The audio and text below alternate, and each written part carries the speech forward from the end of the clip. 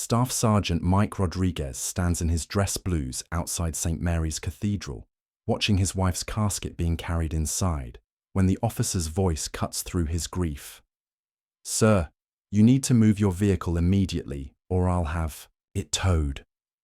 Mike's hands shake as he holds the folded flag they just handed him. "Officer, my wife's funeral starts in 10 minutes. The cop reaches for his taser. "I don't care what your excuse is." Mike Rodriguez never thought he'd be standing alone outside St. Mary's Cathedral on a cold Tuesday morning in March. At 34, the former staff sergeant had imagined growing old with Elena, maybe watching their future kids play in the backyard of their small house just outside Camp Pendleton. But cancer doesn't care about your plans.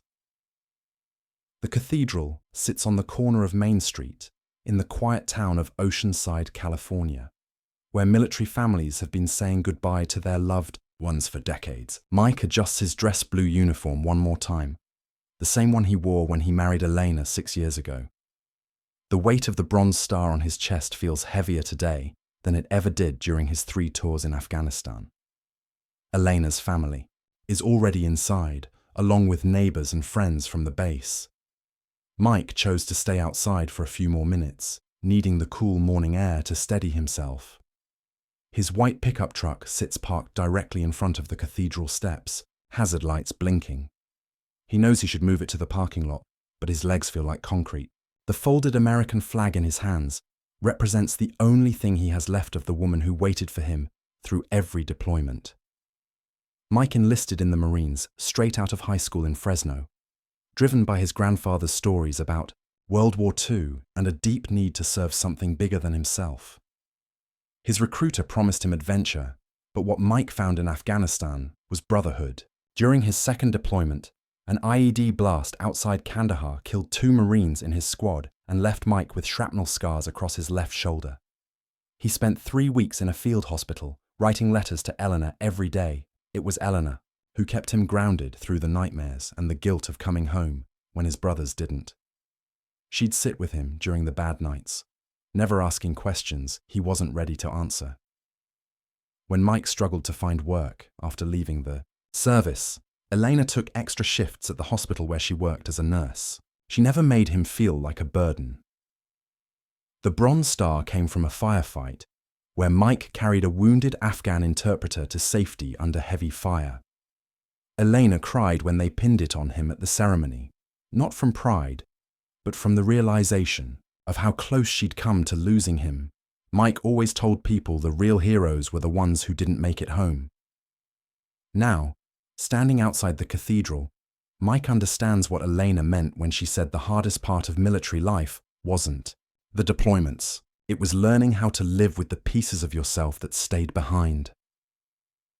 Officer Dale Morrison had been having a rough morning even before he spotted the white pickup truck parked illegally in front of St. Mary's Cathedral.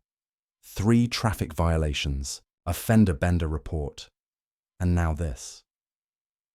The truck sat directly in the no parking zone with its hazard lights blinking like it owned the street. Morrison approaches Mike with his citation book already out. "Sir, you can't park here. This is a fire lane." Mike looks up from the flag in his hands, his eyes red from grief and sleepless nights. "Officer, I'm sorry.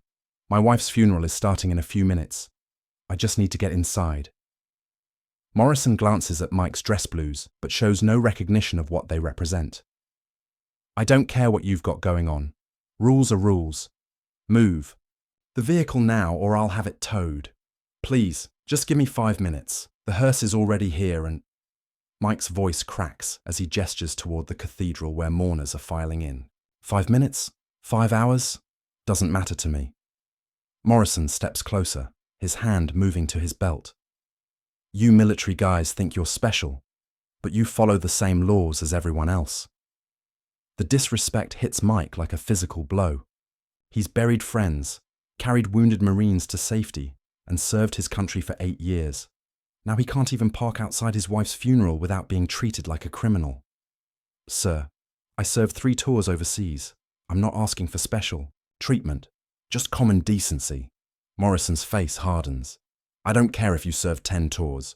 Move the truck or I'll move it for you." When Mike doesn't immediately comply, still processing the officer's callousness, Morrison reaches for his taser. Last warning, soldier boy. The yellow weapon comes up, aimed at Mike's chest. Around them, other mourners begin to notice the commotion. Elena's elderly mother appears in the cathedral doorway, confusion and horror spreading across her face as she sees her son-in-law being threatened at his wife's funeral. Mike stares at the yellow taser pointed at his chest and feels something break inside him.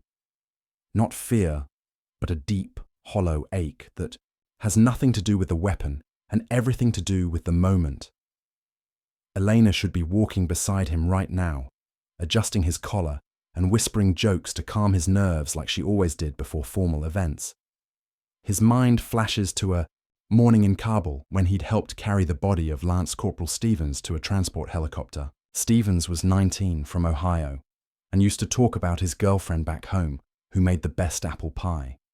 Mike remembers thinking then about the dignity every fallen soldier deserved, the respect that should follow them even in death. Now, he stands outside his wife's funeral, being threatened with a weapon for wanting to say goodbye properly. Elena had always been proud of his service, proud of the uniform he wore, proud of the sacrifices they'd both made. She deserved better than this moment. They both did.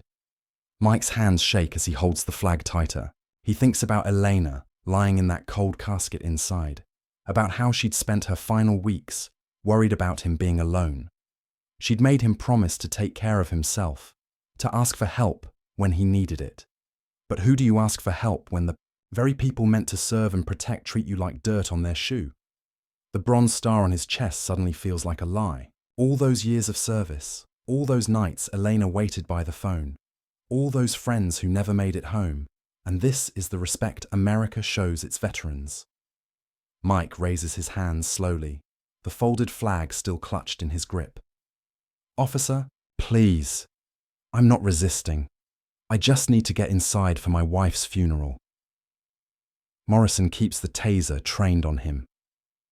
Drop whatever you're holding and put your hands behind your back. This is my wife's flag. She was a veteran too. Navy corpsman. Mike's voice barely holds steady. Please don't make me drop it. I said drop it. A small crowd of mourners gathers on the cathedral steps. Elena's brother Carlos pushes through them, his own marine dress blues drawing stares. Mike, what's happening? Morrison glances at Carlos but doesn't lower his weapon. Stay back, sir. This doesn't concern you. That's my brother-in-law, and we're about to bury my sister. Carlos's voice carries the authority of a gunnery sergeant. Officer, surely we can work this out. I've given him multiple chances. He's refusing to comply. Mrs. Rodriguez, Elena's mother, appears beside Carlos. Her black dress trembles as she clutches her rosary. Please, officer. Elena is my daughter. We just want to say goodbye. Morrison's radio crackles with dispatch calls, but he ignores them. Ma'am, your son-in-law is breaking the law. From across the street, Staff Sergeant Tommy Chen notices the commotion. He'd served with Mike in Afghanistan and came to pay his respects. Chen pulls out his phone and starts recording. His training telling him this situation is about to go very wrong. Inside the cathedral, the organist begins playing Elena's favorite hymn. The sound drifts through the open doors, a haunting reminder that life's most sacred moments don't stop for bureaucracy or cruelty. Mike closes his eyes, feeling the weight of Elena's absence like a physical pain. He thinks about the promise he made to her, about taking care of himself, about not letting the world make him bitter. But standing here, being threatened at her funeral, he wonders if some promises are impossible to keep. Morrison pulls the trigger. The taser darts hit Mike in the chest, sending 50,000 volts through his body. He collapses to the concrete, steps, the folded flag scattering from his hands as his muscles seize. Elena's mother screams. Carlos lunges forward, but Morrison draws his pistol. Stay back. Everyone stay back. Mike convulses on the ground, his dress blues torn, his bronze star pressed against the cold stone. The flag lies 3 feet away, unfolded and touching the dirty sidewalk. That's when Staff Sergeant Chen's phone call goes through. Within 2 minutes, the rumble starts. First one motorcycle, then 5, then 20. Marines from Camp Pendleton pour onto Main Street like a green tide. Active duty, reserves, veterans still wearing their funeral suits, but now standing in formation. Gunnery Sergeant Rivera steps forward, his chest full of ribbons, his face hard as granite. Morrison looks around at the wall of Marines surrounding him, his weapon suddenly feeling very small. "Officer," Rivera's voice cuts through the morning air like a blade. "You just tased a decorated Marine at his wife's funeral, in front of her mother, while he was holding her flag." The crowd of Marines parts as Master Sergeant Kelly approaches, carefully lifting Elena's flag from the sidewalk. He refolds it with practiced precision, each crease sharp and deliberate, then kneels beside Mike, who's still shaking from the electric shock. "We've got you, brother. We've got you." Morrison's supervisor arrives within minutes, taking one look at the 60 Marines surrounding his officer and immediately calling for backup. But the backup never comes to arrest anyone. Instead, they come to escort Officer Morrison away from the scene. The Marines form two perfect lines leading to the cathedral steps. Mike, helped to his feet by his brothers, walks between them with Elena's flag pressed safely against his chest. Each Marine salutes as he passes, a corridor of respect leading him to his wife's funeral. Inside the cathedral, the service continues, with 40 additional mourners who never knew Elena but came to honor her husband. Mrs. Rodriguez holds Mike's hand throughout the ceremony, whispering that Elena would be proud of the men who stood up for him. 3 weeks later, Morrison faces suspension and sensitivity training. The video goes viral, but not for the reasons anyone expected. People share it to show what happens when you disrespect those who served. Mike still struggles with grief, still wakes up reaching for Elena in an empty bed, but he no longer wonders if his service mattered. On the hardest days, he remembers the wall of green that appeared when he needed it most, proving that some bonds can never be broken. The brotherhood Elena always admired had carried him home. One more time, some people say respect is earned, but that's not entirely true. Some respect is owed, paid forward by those who came before us, and carried by those who answered the call when their country needed them. Mike Rodriguez didn't need to prove his worth on the steps of St. Mary's Cathedral that morning. His worth was written in the scars on his shoulder, in the flag he carried, in the nights he spent away from home so others could sleep safely. The Marines who filled that street understood something Officer Morrison didn't.